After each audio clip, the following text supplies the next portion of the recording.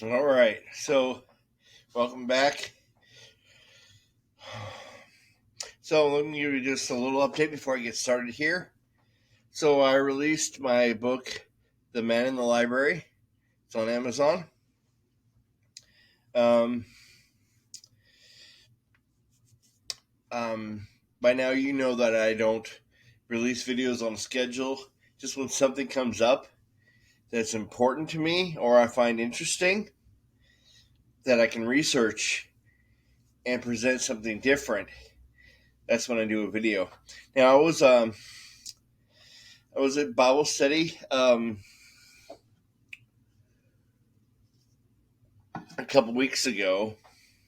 few weeks ago, and I mentioned the verse John 15:22, and I quoted it, and I was like, "Does anyone know where that is?" Because I don't remember off the top of my head, and I got the "That's not in the Bible" answer, which then, as soon as I hear that from somebody, I take that as a challenge because they're saying, "Oh, what you're saying is not correct." And so I found it before the end of the Bible study. I'm like, here it is. Um, which the verse says, if I had not come and spoken to them, they would have had no sin, but now they have no excuse for their sin. And he was talking about the Pharisees. And so, just kind of thinking about that verse and what that means. And I was thinking about how Jesus was saying, "Hey, these guys follow the law real well, even the small things, the tithes of mint and anise and stuff like that." So they were following the law to the letter, but he was exposing that was not all that they needed. And so, how did he do that? He did that by showing that following the law was more than just your external actions. Talking about how their heart was wicked, and God sees their heart as wicked.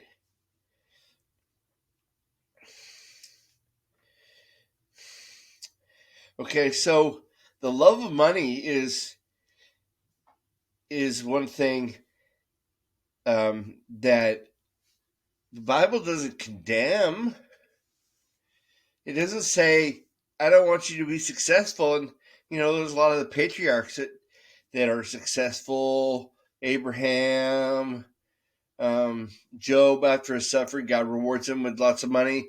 And the Jewish demigod, Solomon, which is their most revered person because he was rich and wealthy and successful and had a kingdom and, all the things except for, well, serving God right. But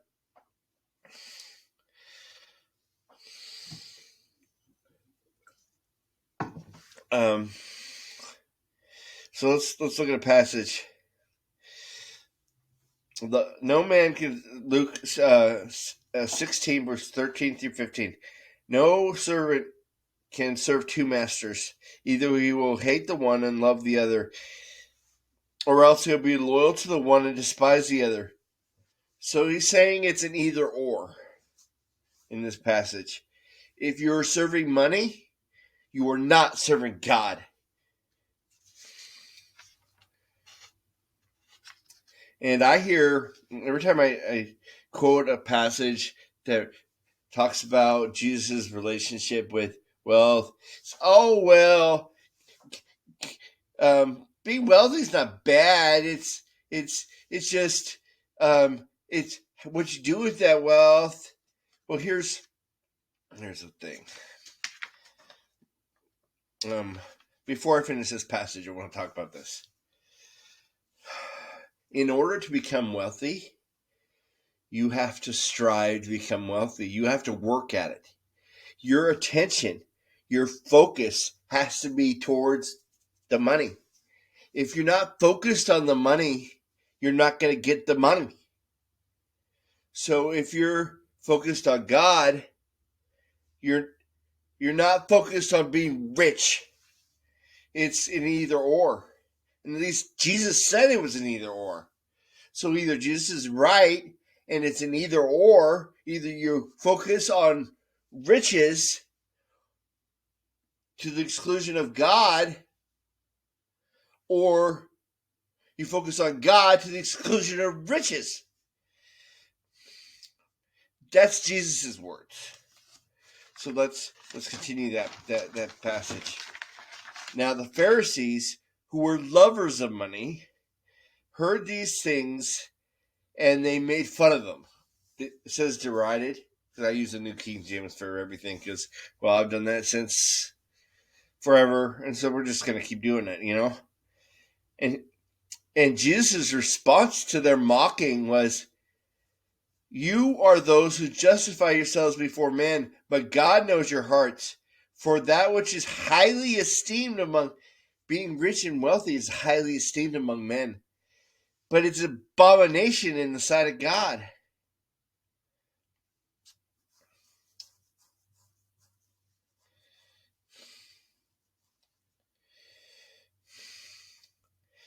By having food and clothing, you should be content. 1 Timothy 6:8. So what are some of the things that Jesus condemns?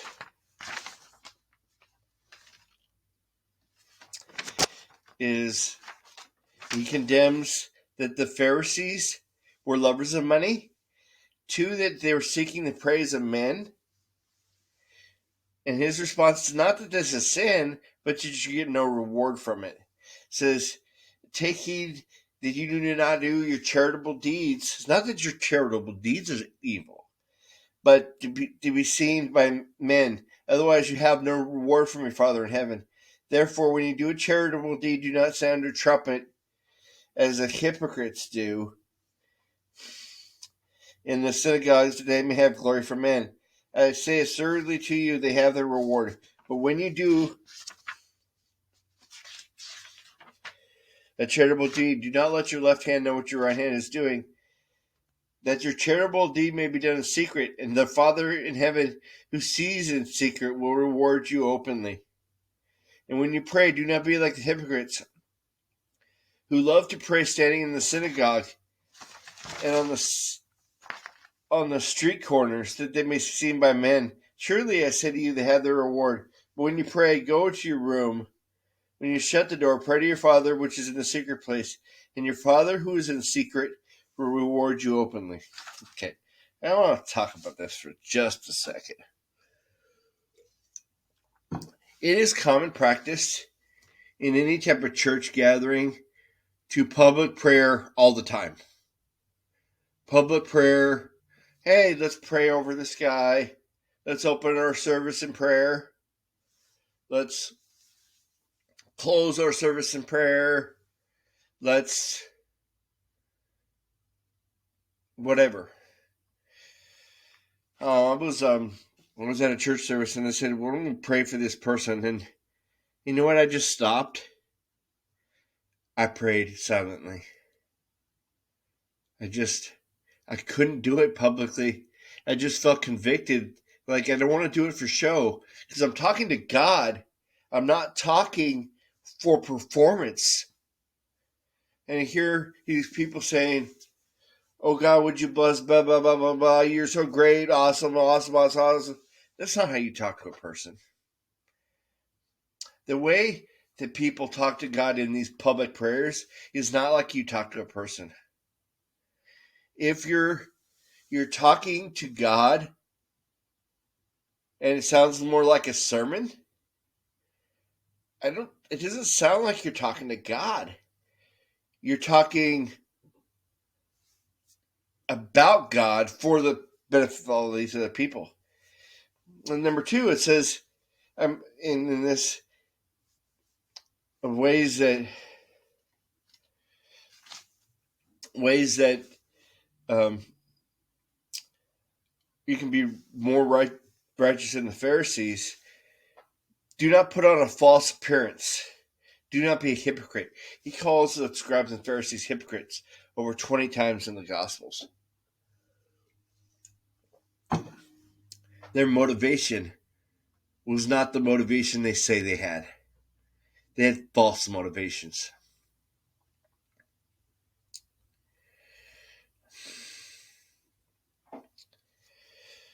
None of these things were violations of the Mosaic law, but Jesus exposed some of these as sin, but they would not have been understood as such prior to his teaching. So they were, being wealthy is highly esteemed among men, but is an abomination in the sight of God, being lovers of money.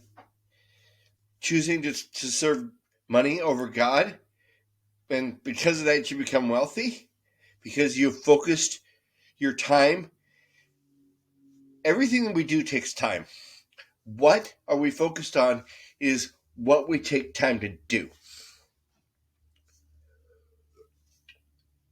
If we're thinking about God and focusing our time on Him, that means there's something else that we're not taking time to do because we're focused on God. So focusing on God excludes other things.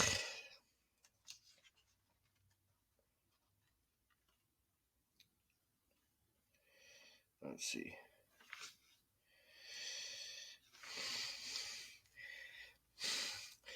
So the passage we're talking about today, I've kind of skipped over it a little bit. I'm kind of going to just lay out the case for it before I tell you what the passage is, I guess. Let's read Matthew 23. Then Jesus said to the multitudes and to his disciples, the scribe and Pharisees sit in Moses' seat. What they tell you to observe, that observe, but do not follow their works. For they say and do not do. They bind heavy burdens hard to bear and lay them on men's shoulders, but they themselves will not move them with their fingers. So they're creating different set of rules for the masses and for the elites. They're seeking to gain status among men, and they're trying to push down everybody else. The Nicolaitans, that's a picture of the Nicolaitans, which the word means to suppress the laity. So push down, get below me. That's what the Pharisees were doing. They set different rules. They make it hard for you, but easy for me. Bind heavy burdens hard to bear and lay them on men's shoulders, but they themselves will not budge them. But all their works they do to be seen by men. They make their phylacteries broad. It's basically it's like wearing a flag pin. They have a big flag pin. Says America is the best, type of thing.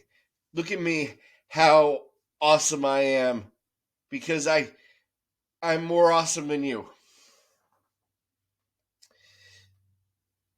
They love the best places at the feast, the best seats in the synagogues. Okay, so I went to college at Pensacola Christian College, and when we would go to chapel, there was the dais, the lectern, and then the best seats, the honored people, where the honored people would sit on the stage and listen. Every time I read this, the best seats in the synagogue, I think of that. I think of the best seats on the stage from college. Because that's a perfect example of what Jesus was talking about. These are the best seats that they want to be honored by sitting in the best seats. They love the greetings in the marketplace to be called Rabbi, Rabbi.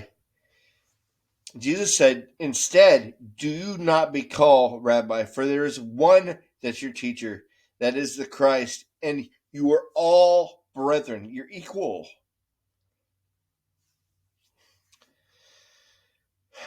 Do not let...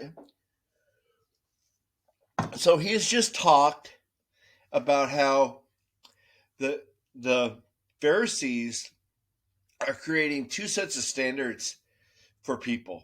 One for them in the elite circle, and the other for the laity, the masses. And Jesus' response to that is, you're all the same. If we're following the God in heaven, then we're all equal. And we serve the Christ. And that's the one who teaches us. Do not call anyone on earth your father, for there is one Father, and he is in heaven. Again, look at this distinction, how the Pharisees set themselves between, like priests, between God and man. And Jesus says, basically, that's my job. Do not be called teacher, for there is one teacher, and that is the Christ. But instead, the greatest among you shall be your servant. Whoever exalts himself shall be humbled. He who humbles himself shall be exalted. So he's saying, do not seek to lift yourself up. This attitude of seeking to lift yourself above other men and make yourself more important than other men, that's the sin. That's the arrogance that he's calling out. And it goes on, Matthew 5. He sees the multitudes, and he said, blessed are the poor in spirit, for theirs is the kingdom of heaven. Blessed are those who mourn, for they shall be comforted. Blessed are the meek, they shall inherit the earth. These are the lowly people, not the exalted people of those who are well regarded by man. Like the Pharisees were well regarded by man, they're rich, they got their money. Blessed are those who hunger and thirst for righteousness, the merciful, pure in heart, peacemakers. Blessed are those who are persecuted for righteousness' sake, for theirs is the kingdom of heaven.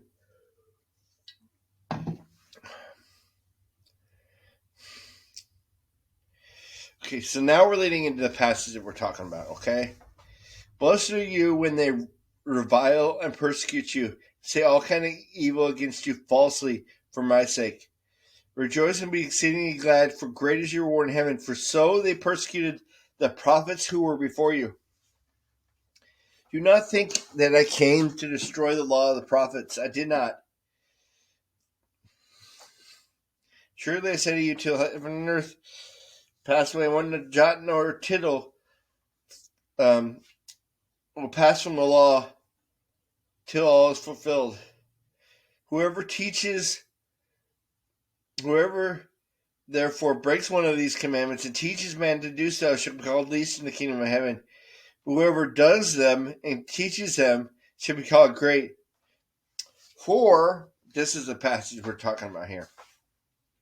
For I say to you, unless your righteousness exceeds the righteousness of the scribes and Pharisees, you will by no means enter the kingdom of heaven. Okay, so how can our righteousness exceed the righteousness of the scribes and Pharisees?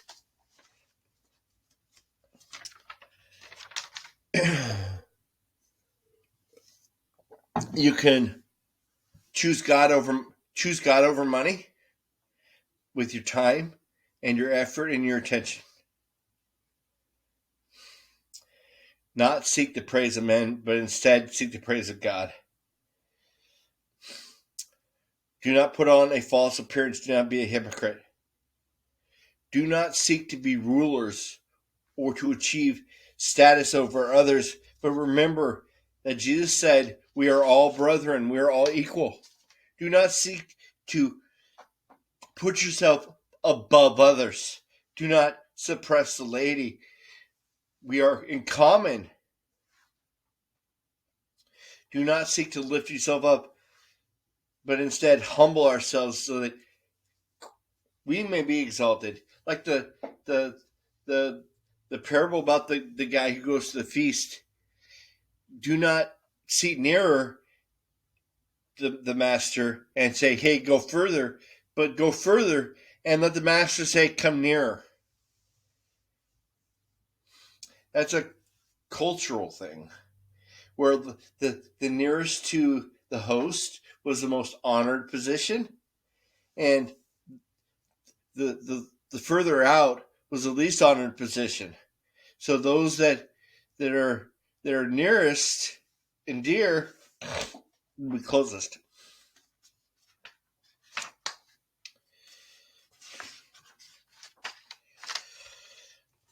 So after he says that, what does he start talking about? He talks about attitudes in the heart. He's talking about anger in the heart, adultery in the heart. So, because he said that God looks on our heart where man looks on on the deeds. So how can we be more righteous than the Pharisees?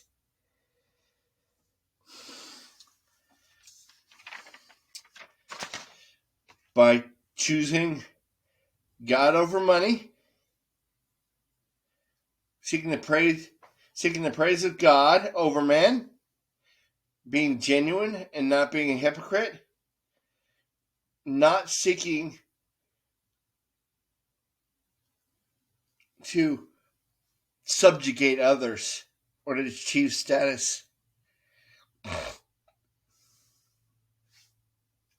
Those are 4 ways, because Jesus was explaining how these ways,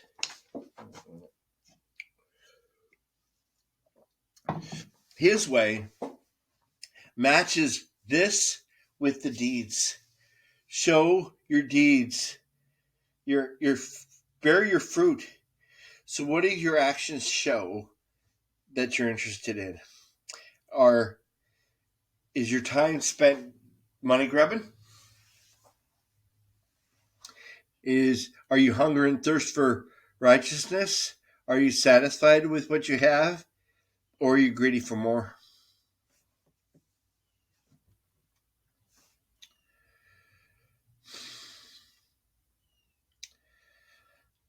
Jesus was exposing what the people did not see. They did not see that the scribes and Pharisees had sin.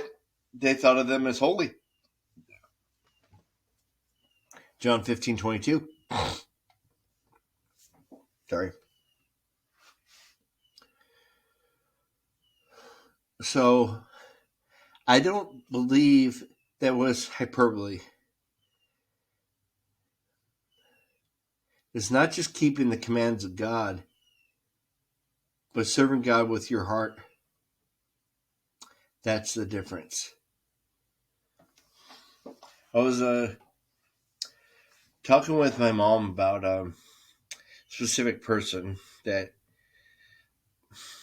every time I was near them, I got the heebie-jeebies of they're phony every time I'm near them. Now, my mom takes a charitable view. Maybe that's just their upbringing and they don't understand other people. But I think there's a gut sense that when you realize that somebody's just completely fake, it's just, and that's only happened with really one person, but that it's just, that being around them makes your skin itch because they're so fake. It's just like, but you'll serve God and be genuine. Give me an example. Okay, so um, um, maybe you're not familiar with this term. In Reformed Christianity, there is a like double emphasis on humility. So there's this phenomenon I call prideful humility. It's false debasing yourself for show.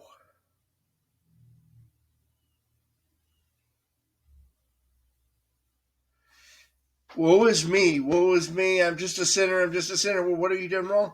What do you need repentance for? What do you need to turn back to God for if you're... Well, but we're all sinful. We're all evil. We're all wicked. Why are you making this big show of things? Is this for God or is this for man? It's for man. They're making a show of how humble they are for man's consumption, to exalt themselves by being humble. That's not the attitude. That's being a hypocrite. It's not the attitude of Christ. So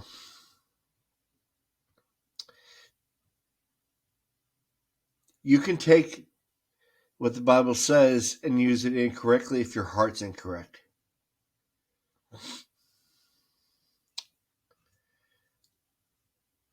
Being honest about something.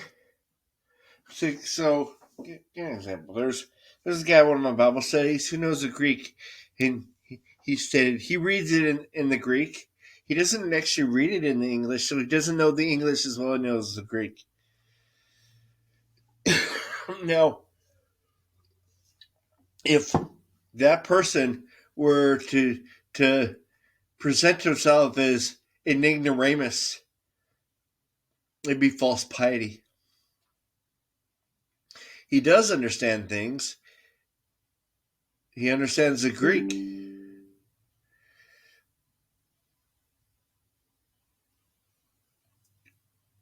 But that's not the attitude of Christ. Christ is saying, go away from that attitude. Be better than the scribes and Pharisees who had that attitude. But instead, be humble, private, and realize we're all equal.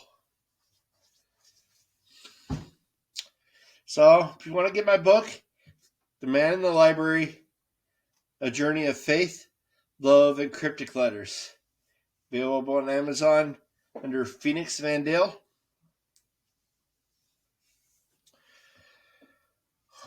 I don't need you to subscribe. I don't put out long videos very often. But if you would like it, that'd be great. I'm going to post this up, and thank you for listening this far.